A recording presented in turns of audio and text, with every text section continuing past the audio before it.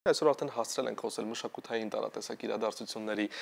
մասին, բայց հիմա ճիշտ ժամանակն է անդրադառնալու սպորտին, որովհետև այստեղ բավականին մեծ հաջողություններ ունենք, որի մասին էլ հիմա ձեզ պատմելու ենք։ Հոկտեմբերի 8-ից 14-ը Լոնդոնում տեղի է ունեցել World Kickboxing կազմակերպության աշխարհի առաջնությունը, որին մասնակցել են նաև Հայաստանի ներկայացուցիչները, վերադարձել են հաղթանակով, մեդալներով, բայց ավելին արդեն նրանց հետ զրույց։ Իսկ մեր թիմում ընդգրկվել են 8 մարզիկներ Երևանից, Իջևանից, Գավառից եւ Մարտունուց, իհարկե հնարավորության դեպքում շատերին կարող ենք այստեղ հյուրընկալել, բայց հիմա նրանք թվով 3-ն են մեզ մոտ, ներկայացնենք մեծ սիրով ու պարտությամբ։ Արսեն Իսրայելյան WKO-ի քիքբոքսինգի աշխարհի չեմպիոն, բարի լույս չեմպիոն, Դավիթ Աթանեսյան, Հայաստանի Այկիկենդո կարատեի ֆեդերացիայի նախագահ, աշխարհի քիքբոքսինգի կազմակերպության Հայաստանի ֆեդերացիայի նախագահ, բարի լույս, եւ Արեգ Գասպարյանը WFMC վարկածով քիքբոքսինգի աշխարհի առաջնության բրոնզե մեդալակիր։ Ողջույն։ Ինչպես շնորհավորում ենք բոլորիդ։ Իհարկե նաև ձեր գլխավորությամբ Դավիթ, կարծում եմ հենց պետք է սկսենք մեր հոստատողներին պատմելով, թե ինչ մրցաշար է սա, ինչ կարևորություն ունի առհասարակ մարզաձևում եւ աշխարհում։ Նախ շնորհակալ եմ հրավերքի համար եւ նշեմ, որ հոկտեմբերի 3-ից 8-ը տեղի ունեցավ Լյուքսեմբուրգում WFMC, ինչպես նշեցիք, վարկածով քիքբոքսինգի եւ ոչ միայն կարատեի, գրեպլինգի տարբեր բռնցքամարտի դա մի տեղ էր կազմակերպված այդ բոլոր սպորտաձևերի միջոցառումը եւ մասնակցեցինք էլի 8 մարզիկներով, որոնցից 4-ը նվաճեցին մեդալներ, 2 արծաթե մեդալ եւ 2 բրոնզե, այդտեղ ցավոք չեմպիոն չունեցանք։ Նրանից հետո մասնակցեցինք, եկանք երկրորդ թիմով արդեն հավաքականի, մասնակցեցինք հոկտեմբերի 8-ից 14-ը գանալիք Լոնդոնում աշխարհի առաջնությանը WKO, World Kickboxing օրգանիզացիայի, որտեղ արդեն մի քիչ ավելի լավ հանդես եկանք, ունեցանք 3 չեմպիոն, Արսեն Իսրայելյանը, Գավառից մեր փոքրիկներից Գրիգոր Սաֆարյանը եւ Իջևանի մարզիկներից Նարեկ Մատինյանը, իսկ մնացած մարզիկները համապատասխան երկրորդ եւ երրորդ տեղերով։ Իսկ դրա կարևորագույն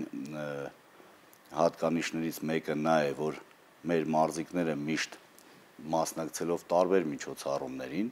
Հայաստանի, Եվրազիայի, Կովկասի, Եվրոպայի առաջնությանը պետք է իրենք ունենան վարկանիշ, որ մասնակցեն աշխարհի առաջնությանը։ Իսկ արդեն աշխարհից հետո նրանք պետք է կարողանան պահեն իրենց ստեղծած իրենց վստահաբար շատ կարևոր է ինչ-որ մի բան ստեղծելու, այո, չգան իրենցից տանեն։ Հասնել հաջողության, բայց դա պահելը ու պաշտպանելը շատ ավելի կարևոր է։ Այստեղ ավելի կարևոր խնդիր կա, որ մարզիկը, որը մասնակցում է, հասնում է արդեն տես բարձունքների, ենթադրենք պարտվելով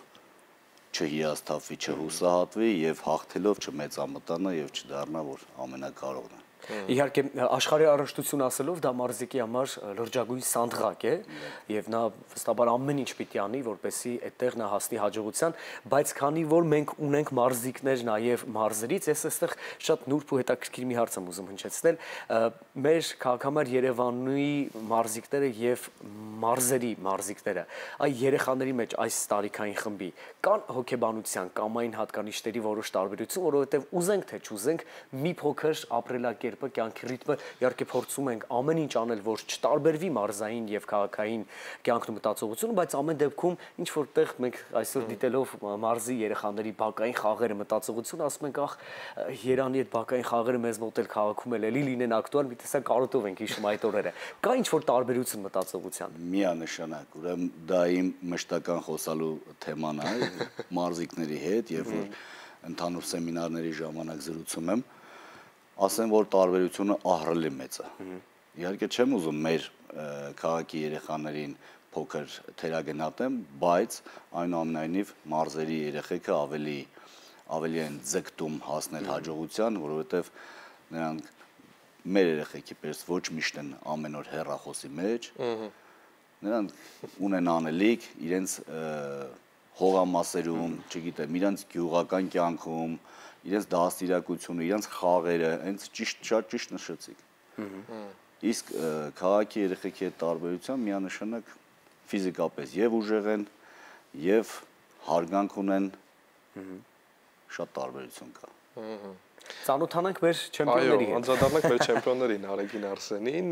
որոնք տաղավարում են մեր։ Դե նախ կարևոր հարց է թերևս, թե ինչպես առհասարակ անցավ, ինչ տպավորություններով եք վերադարձել մրցույթից։ Շատ բարձր չեմպիոն դառնալը արդեն երազանք էր։ Շատ ես աշխատում, շատ ես հոգնում օրվա ընթացքում։ Մի քիչ կպատմես օրինակ դպրոցական կյանքի եւ սպորտային կյանք, ինչպես ես կարողանում համադրել, ոնց ես կարողանում հասցնել, որ չտուժեն եւ դասերը եւ գնահատականները, բայց նաեւ սպորտում ունենաս նման մեծ հաջողություններ։ Դժվար է դպրոցը համատեղել պարապմունքների հետ, որտեվ սա ֆիզիկական է, երբ որ գնում եմ պարապմունքի գալիս եմ, արդեն դժվար է լինում դասերի հետ ինչ-որ դասեր անելը։ Չգիտեմ, ես փորձում եմ ամեն ինչ համատեղել իրար հետ։ Բայց միևնույն ժամանակ մարզումների ժամանակ նրանք չեն կարող վատ սովորեն։ Եթե վատ սովորեն, անպայման կպատժվեն ու նմանատիպ բաներ։ Լավ, արևելյան մարտարվեստի վարպետը մասնագետը պետք է նաև խելացի լինի։ Այստեղ կարևոր է մտավոր աշխատանքը, ոչ միայն ֆիզիկական։ Դրա համար պետք է իրենք լավ սովորեն։ Հրաշալի։ Եվ ծանոթանանք քեզ հետ եւ հասկանանք ամենակարևորը, օրինակ քեզ օրվա կտրվածքով ինչ չի կարելի անել, որ դու հաջողություններ ունենաս, այո, այս մարզական ոլորտում։ Ինչ օրվա ընթացքում չի կարելի սպորտի ժամանակ հանգստանալ, որպեսզի ես հասնեմ իմ ուզածին, չի կարելի սննդակարգը սխառնեմ, դասերը սովորեմ, ավելի շատ ժամանակ ներդրեմ պարապմունքներին։ Որքան ֆանտաստիկ է չէ տեսնել, թե ինչպիսի կարգապահություն է արդեն ձևավորվում այս տարիքից եւ ինչ կարեւոր է սպորտը առհասարակ կյանքում այդ կարգապահությունը եւ ձգտումը մարդու մեջ ձևավորելու համար։ Հենց այդ կարգապահությունն է, որ իրանց տանում է դեպի նպատակ։ Ամենաբաղձալի նվիրական նպատակներին հասնելու համար դիսցիպլինա, կարգապահություն ամենակարևոր բանը։ Այո։ Խոսենք մարզաձևի մասին առհասարակ, ինչպիսի աշխատանքներ են տարվում դրա զարգացման ուղղությամբ մեզ մոտ։ Ես գիտեմ, որ դուք ակտիվ ներգրաված եք այդ աշխատանքում, ինչ մարտահրավերներ կան, ինչ դժվարություններ կան։ Հայաստանում հիմնադրվել է 2005 թվականից։ Ինքը հիմնականում ստեղծված է հիմնադրվել է Ճապոնիայում եւ ես եմ արդեն հիմնադրել Հայաստանում։ Հայաստանում ունենք բազմաթիվ ակումբներ, դպրոցներ, նամանավանդ շեշտը դրված մարզերի վրա, որովհետև ինչպես ասացին, մարզերից լավ տղեկ են դուրս գալի շատ։ Ու ունենք 42 դպրոց։ Ճիշտ է, ժամանակի ընթացքում շատ մարզիկներ դուրս եկան Հայաստանից, որը մեր ցավոտ կողմն է, շատ տղաներ։ Այդ իսկ պատճառով համեմատական տարիների ընթացքում նկատում ենք, որ պակասում են մեր տղա երեխեքը։ Իսկ դուրս եկան արտասահմանյան դպրոցներում վերապատրաստվելու եւ Ոչ, դուրս եկան արտերկրում ապրելու։ Պարզապես։ Պարզապես։ Իսկ հարցը թող լինի շարունակական, հա, հայաստանյան եւ արտասահմանյան մարզային դպրոցների հետ հարաբերությունները ինչպես են, փորձի փոխանակումներ, սեմինարներ, վարպետները գալիս են այստեղ եւ այլն եւ այլն։ Մի փոքր այս գործունեության։ Իհարկե, ունենք շատ լավ ընկերներ, հայ եւ արտերկրի ու վարպետներ, շատ պրոֆեսիոնալ մարզիկներ, ինչպիսիք են մեր հայ մարզիկների Ժորջո Պետրոսյանը, որ նոյեմբերին իր վերջի մենամարտը կանցկացնի, Արմանը Ծառուկյան, Գագո Դրագոն, նմանատիպ շատ ուժեղ տղաներ ունենք, երբ որ գալիս են Դավիթ Խաչատրյանը, երբ որ գալիս են Հայաստան, անպայման մեր մարզիկների հետ հանդիպում են, իրենց փորձն են փոխանակում, եւ մենք էլ մրցաշարից առաջ, երբ որ արտերկրում ունենում ենք մրցաշարեր, սկզբնական շրջանում առաջի օրերին ունենում են սեմինարներ վարպետների հետ, երբ որ ես եմ մասնակցում սեմինար մարզումների վարպետների հետ, մենք են քննություններ անցնում որակավորման արդեն պապի դարձած վարպետների մոտ, որովհետեւ գանք ու մեր փորձը տանք մեր սաներին։ Իսկ այստեղի մարզիչները արդեն իմ հետ են աշխատում սեմինար մարզումներ, որ նրանք են ունենան տալու իրենց սաներին։ Եվ դեպի ամփոփում գնալու ցանկանալի հետաքրքիր թեմային կարճ անդրադարձ անել, մարտարվեստը այն եզակիներից է, երբ հստակ մարզիկին դիտելիս առաջին տպավորությամբ կարող ես զգուշակել նա ինչքանով է պատրաստ կամ իր այսպես ագրեսիվ տեսակից կարող ես հասկանալ, որ դոմինանտ ու հաղթող կողմը ամեն դեպքում նա է, բայց այսպես նայում եմ մեր չեմպիոններին, շատ հանգիստ մարդիկ են նրանք, ոչ շատ այսպես վայրենի դեմքի արտահայտությամբ, բայց արի ուտես, որ այս անմեղության տակ թաքնված է ուժ։ Այս հոգեբանությամբ մարդու հաղթարումը ինչպես է կարողանում հաջողվել։ Դա հենց կոչվում է կազմակերպվածություն, դա հենց կոչվում է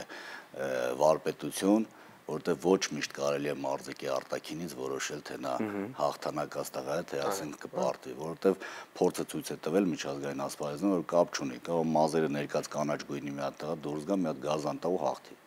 Ասենք շատ չի բռնում այդ արտաքին հայացքից այո պատկերացումները, բայց կան, լինում են, որ մարտից առաջ արդեն վճռված է մարտի ելքը։